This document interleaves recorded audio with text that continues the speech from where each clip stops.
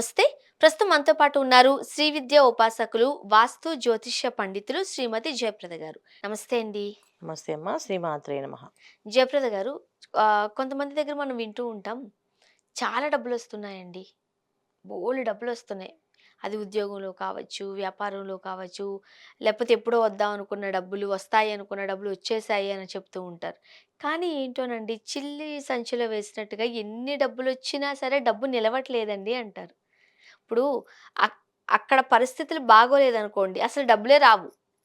కానీ డబ్బులొస్తున్నాయంటే కాస్త శుభ పరిణామమే. మంచిగా ఉన్నట్టే లెక్క. హ్మ్. కానీ వచ్చిన డబ్బులు అంటే నిల్వ ఉండకపోవడం ఏంటి? దీనికి మనం ఏ విధంగా తీసుకోవాలి అంటే, ఒకటి వాళ్ళ జాతకంలో ఉండే యోగాలు. ధనయోగం ఎలా ఉందో చూసుకోవాలి. కొంతమంది చేతులు ఇలా ఉండవు, ఇలా ఉంటాయి. ఇలా ఓకే. కిందకి చెయ్యి కిందకి ఈ వేలు కిందకు చూపిస్తే ఆ డబ్బులా జారిపోతుంది. ఓకే. వాళ్ళ చేతిలో డబ్బు ఉండదంటారు. అంటే మనం ఇలా అండమా? లేకపోతే ఉండడమేనా? ఇది జనరల్‌గా ఇలా పెట్టామనుకోండి, ఎంతవరకు వంచగలరు చేయిని మీరు?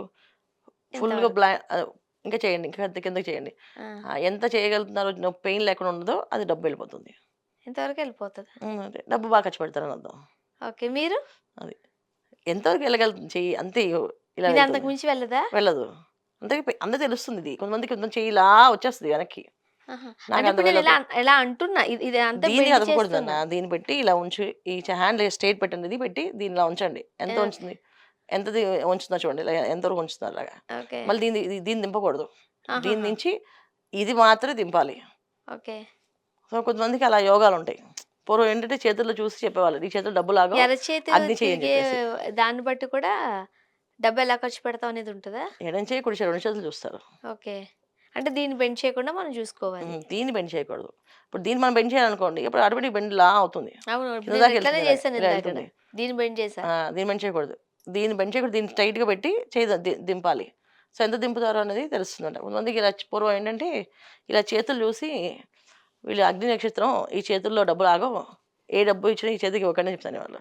వీళ్ళ చేత ఎవరికిచ్చినా సరే వాళ్ళకి కూడా డబ్బు కలిసి రాదు గానీ ఇవ్వకండి చెప్తానేవాళ్ళు. ఆహాహా! ఇప్పుడు ఒక వ్యాపారం చేసుకోవాలి డబ్బులిచ్చారు. వాళ్ళు వ్యాపారం చేయరు. అప్పిచ్చారు. మళ్ళీ తిరిగి రావు. ఈ చేతులతో ఇవ్వద్దని చెప్పేసి. అలా ఓకే. కొన్ని యోగాలుంటాయి. డబ్బు వచ్చినా ఖర్చయిపోతుందంటే అలాంటి జాతకులు అయినా ఉండాలి. కొంతమందికి ఇది నేను విన్నాను. హ్మ్. మన చేతిలో నుంచి డబ్బు ఇచ్చామనుకోండి తిరిగి రావు ఎప్పటికి మళ్ళీ. రావు. రావు.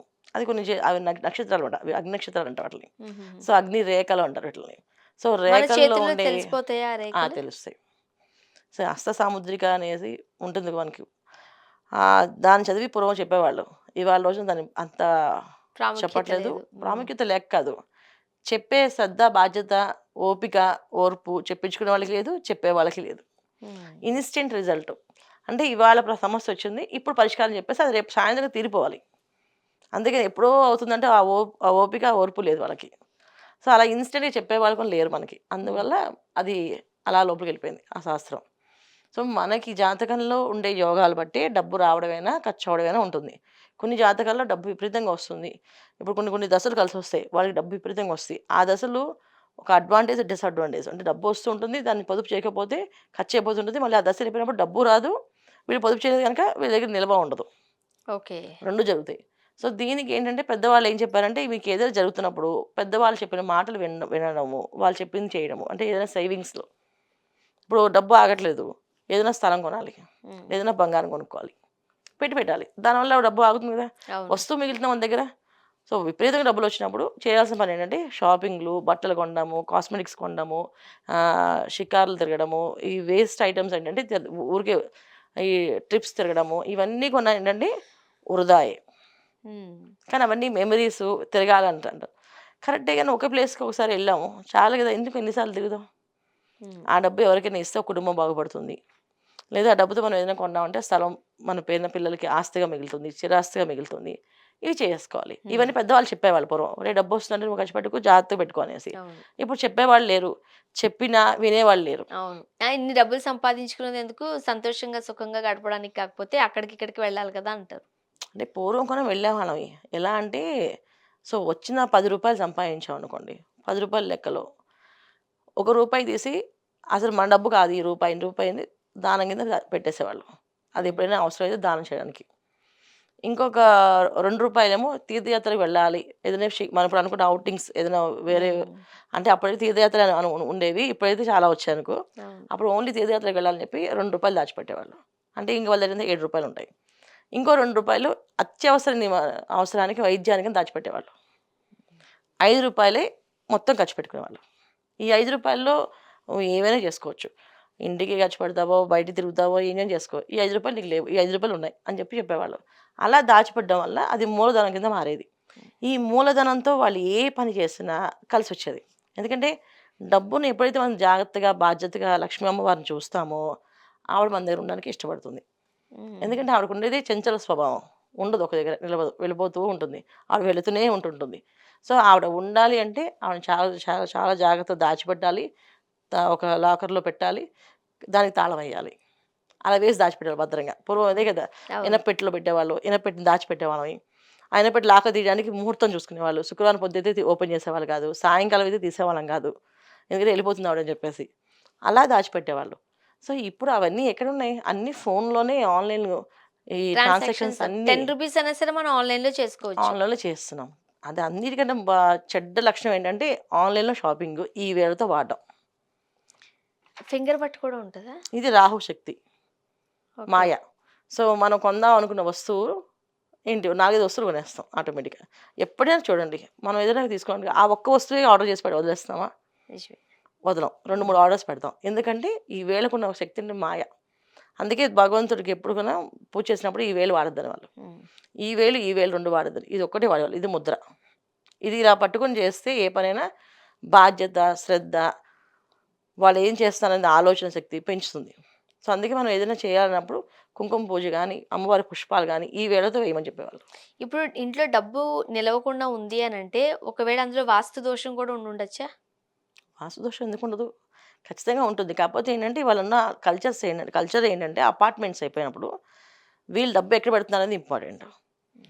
వాళ్ళు బీరువాలో ఎక్కడ పెట్టారని చూడండి. వాయువులో బీరువా పెట్టారనుకోండి ఒకవేళ డబ్బు నిలబడదు. ఓకే. వెళ్ళిపోతుంది. చాలామంది పిల్లల రూమ్‌లో పెడుతుంటారు బీరువాని. హ్మ్. ఎందుకంటే వాళ్ళ మాస్టర్ బెడ్‌రూమ్‌లో డ్రెస్సింగ్ టేబులు, బెడ్డు వేసుకున్నాం. ప్లేస్ సరిపోవట్లేదు. ఎప్పుడెప్పుడైనా బయటికెళ్ళినప్పుడు ఏసుకునే వస్తువులు కదని బీరువాలో కొన్ని వస్తువులు దాచిపెట్టి పిల్లల వాయువులో రూమ్‌లో పెడతారు. పెడతారు. పిల్లల రూమ్ మోస్ట్‌లీ వాయువులో ఉంటుంది. హ్మ్. అక్కడ బీరువా పెట్టారా డబ్బులన్నీ మాయం. అంటే ఏ దిశలో పెట్టినా ఇబ్బందేనా? ఏ దశ పెట్టినా ఇబ్బందే. ఇప్పుడు వాయువులోకెళ్ళకూడదు. నైరుతిలో ఉండాలి. ఓకే. మాస్టర్ బెడ్‌రూమ్‌లో బీరువా ఉండాలి. మాస్టర్ బెడ్‌రూమ్‌లో ఎక్కడున్నా కూడా చెప్తాను. కానీ మాస్టర్ బెడ్‌రూమ్‌లో కాకుండా పిల్లల రూమ్‌లో గాని గెస్ట్ బెడ్‌రూమ్‌లో గాని హ్మ్. బీరువా పెట్టినప్పుడు ఖచ్చితంగా డబ్బనేది వెళ్ళిపోతుంటది. నిలబడదు. హుహు. మరి ఎలాగ మనం దాని నుండి మన వాస్తుని సరిచేసుకోవాలి? లేదంటే ఇక్కడ పెట్టాలి, ఇక్కడ పెట్టొద్దు లాంటివేమైనా సజెషన్స్ ఇస్తారా? ఖచ్చితంగా. మాస్టర్ బెడ్‌రూమ్‌లో నైరుతి గోడకి బీరువా పెట్టి, దాని లోపల లాకర్ పెట్టి, డబ్బులు తీసినప్పుడు, వేసినప్పుడు అసలు ఆ డబ్బులసలు ఎవరింట్లో పెడుతున్నారసలు? బ్యాంకులో అవును. ఉంటాయి గదా! అవును. సో, ఇంట్లో డబ్బులుంటే దానికేదో పరిహారం చెప్పొచ్చు మనం. ఇంట్లో డబ్బుండట్లేదు ఇప్పుడు అన్నీ బ్యాంకుల్లోనే ఉంటున్నాయి. హ్మ్. సో, లాకర్‌లో ఉంటాయి. ఫోనుల్లో ఉంటున్నాయి. ఒకవేళ ఇంట్లో పెట్టాలి అనుకుంటే 108 కాయిన్స్ నిక్షిప్తంగా ఒక బాక్స్‌లో కొని, ఆ బాక్స్ పెట్టి, ఆ బాక్స్‌ని మన బీరువాలో లోపల దాచిపెట్టండి. హ్మ్. ప్రతి బుధవారము తులసి దళాలు ఆ దాంట్లో వేసి పెట్టండి. సో, ధనం నిలబడడానికి. ఓకే. ప్రతి బుధవారం వేయాలి. మళ్ళీ పాతవి తీసేసి మళ్ళీ కొత్తవి వేస్తుండాలి. హుహు. ప్రతి బుధవారం. ఇలా ఆ ధనాన్ని మూలధనం కింద పెట్టాలి. అది ఇంకెప్పుడు తీయకూడదు బయటికి. అలా ఉంచాలి బీరువాలో. ఏ బీరువాలో అది నైరుతిలో ఉన్న బీరువాలో. ఓకే. అంతేగాని పిల్లల రూమ్‌లో ఉన్న బీరువా గాని, గెస్ట్ బెడ్‌రూమ్‌లో ఉన్న బీరువాలో గాని పెడితే గనక హ్మ్. ఖచ్చితంగా ఆ డబ్బు ఈ మూలధనంతో సహా డబ్బంతా మాయమవుతుంది. ఓహో! ఈ పరిహారాలు చాలా జాగ్రత్తగా చాలా చేసుకోవాలి. జాగ్రత్తగా చేసుకోవాలి. చేసుకోవాలి. అసలు ఇంట్లో డబ్బు నిలవకపోవడం గల కారణాలేంటి? పరిష్కార మార్గాలు వివరించారు. ధన్యవాదాలండి. నమస్తే అమ్మ. శ్రీమాత్రే నమః.